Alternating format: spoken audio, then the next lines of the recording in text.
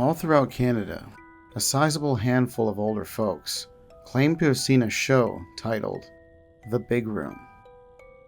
At least that's the most common title people use. Other people remember it being called In the Big Room or A Big Room, or some other variation of those titles. Here are the accounts I've collected from people who have talked about it.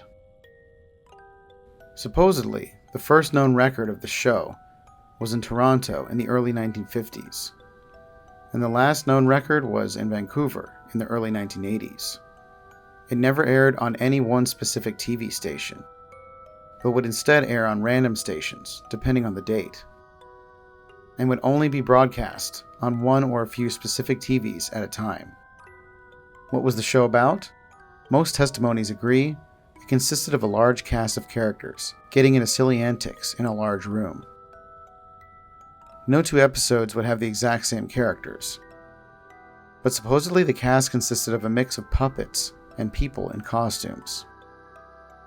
Reports of the cast themselves vary, but the most consistent descriptions include a woman with a cartoonishly large nose, a person in a rubber cow mask who spoke entirely in mooing, a monkey puppet with gross human teeth, a person in an unsettling white rabbit costume, a man whose face was a smooth white mask with two black eyes and a smiling black mouth, a bird-like puppet with messy feathers, and the disembodied talking head of a teenage girl mounted on the wall like a stuffed deer.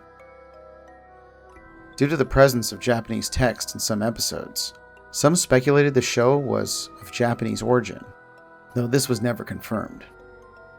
It's also worth noting that the show had only been viewed by children, and never by adults or teens.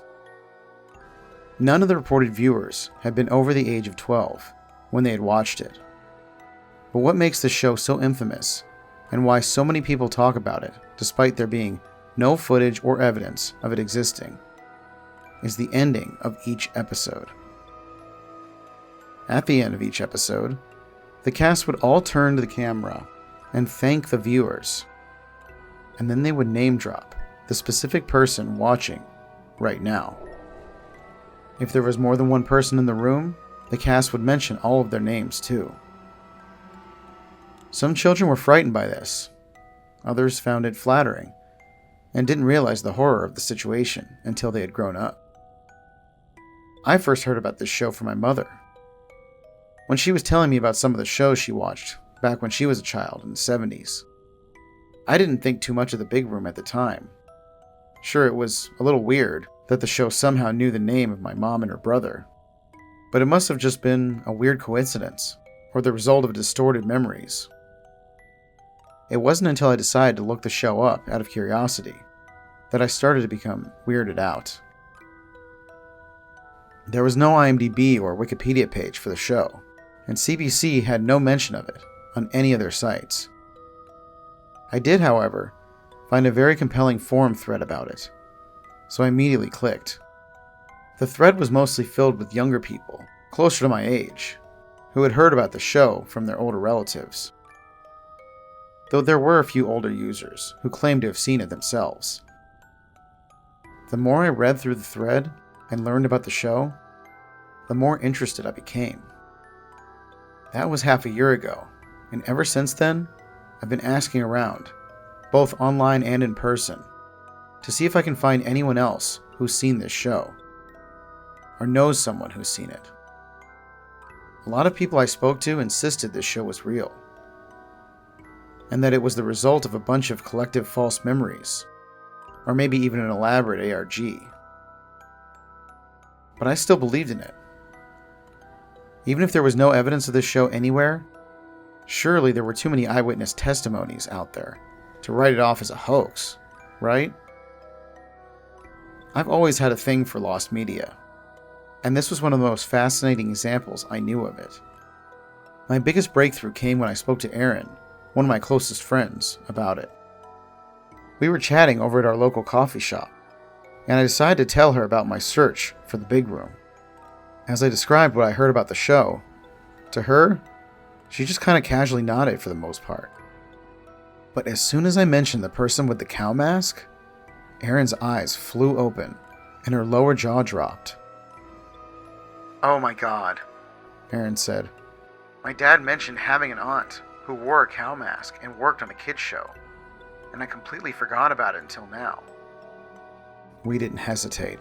Erin drove me right over to her parents' house to speak to her father, Paul. Erin told her father that I wanted to know more about that aunt who wore the cow mask. Paul explained that he knew very little about this aunt of his, and didn't even remember her name. He heard she worked on a kids show, but didn't know what the show was called, and never saw any episodes of it.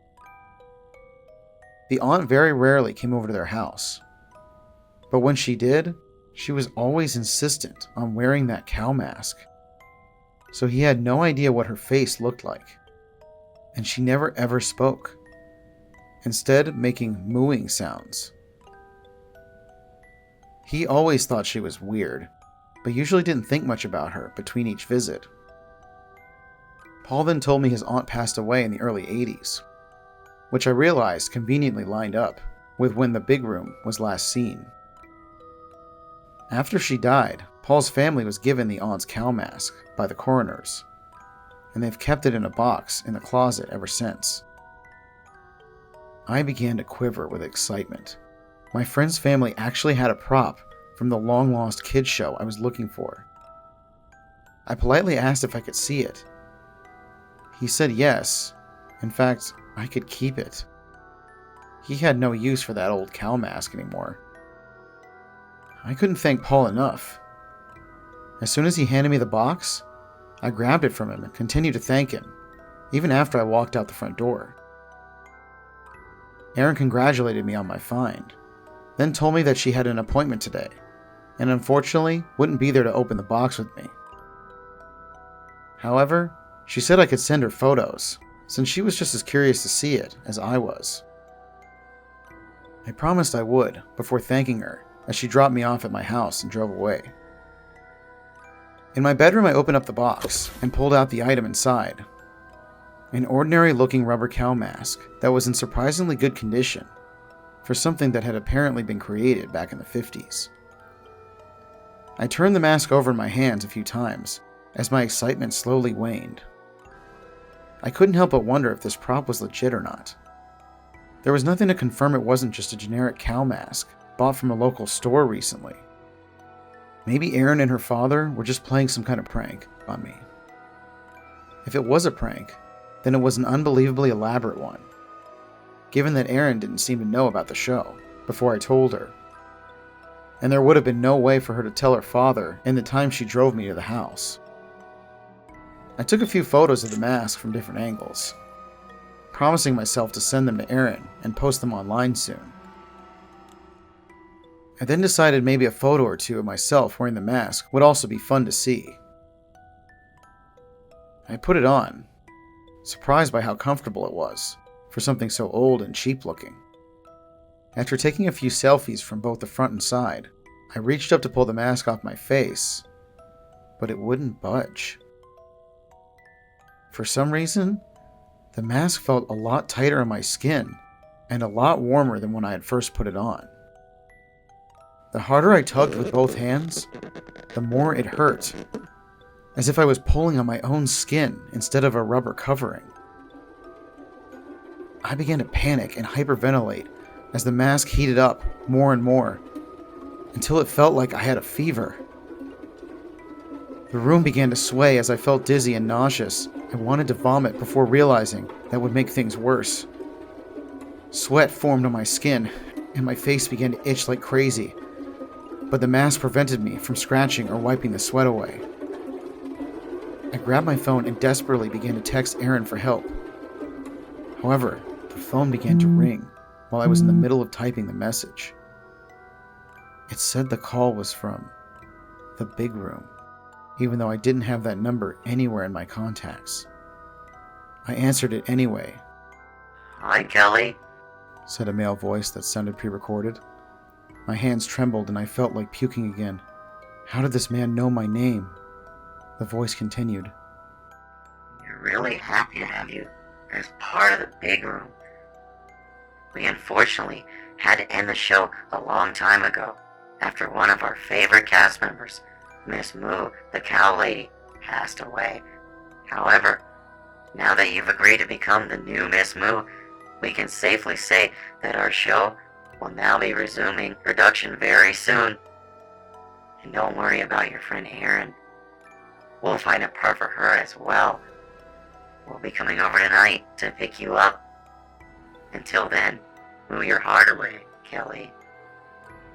As soon as the message ended, the caller hung up. I was terrified and confused. I had a million questions dancing through my brain. "What the hell is going on?" I screamed out loud to no one in particular. At least that's what I tried to say. All that came out was a loud mooing sound.